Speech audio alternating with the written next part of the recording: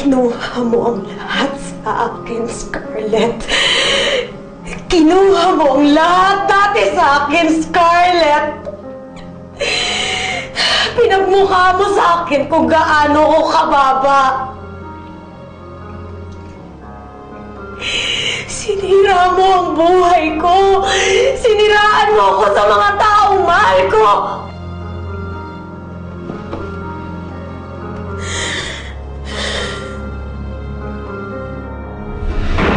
Kailan ko mawala ang mundo ko? Scarlett, gusto ko lang makita yung anak ko. Gusto ko lang makita ang anak ko? Ha?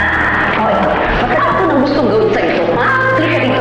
Buburay ko yung pagmumukha mo. Para hindi na kita makita. Halika na! Ninakaw mo ang anak ko! Namatay ang asawa ko ng dahil sa'yo, tapos ngayon papatayin mo ako, ha? Wala akong ninanakaw! Hulihin niyo yan! Ikaw lang niyo yung babaeng yan! Kasalanan mo rin naman kung bakit mo inabot to. Kasi wala ka namang alam, mahirap ka na, mangmang ka pa. Siguro naman, malaki ang bonus natin kay Scarlett. Aalagaan mo mga batang ito? O baka naman nagbabayad utang ka lang, kaya ka tumutulong dito sa foundation na to, kasi binabagabag ka ng konsensya mo sa ginawa mong kasalanan noon. Yung babaeng yan, si Isabel Salvacion. Ang tinitingal at pinaparangalan nyo ngayon, isang kriminal. Ninakaw niya ang anak ko at tinako ng 6 na taon. Ah! Sorry, ma'am. Huwag ka sa akin humingi na sorry, kay Isabel ka humingi. Siya ang dapat humingi sa akin ng sorry lahat. Alam ko na ikaw ang pumatay kay Mama Matilda. Hindi, ikaw ang kriminal! Tama si Mami. Galit kayo sa amin. Kami ba yung susunod yung kahit ipining? Alam ko na kung sino at kung ano kayo. You're a killer!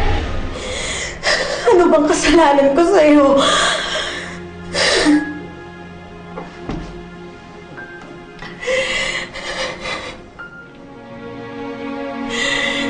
Ikaw ang sumira ng buhay ko! Pero ikaw ang may atraso sa akin!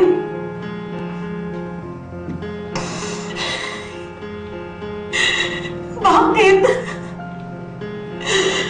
Bakit ako yung miserable ngayon? Hindi! Hindi na ako papayag!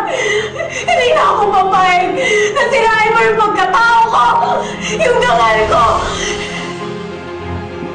Hindi!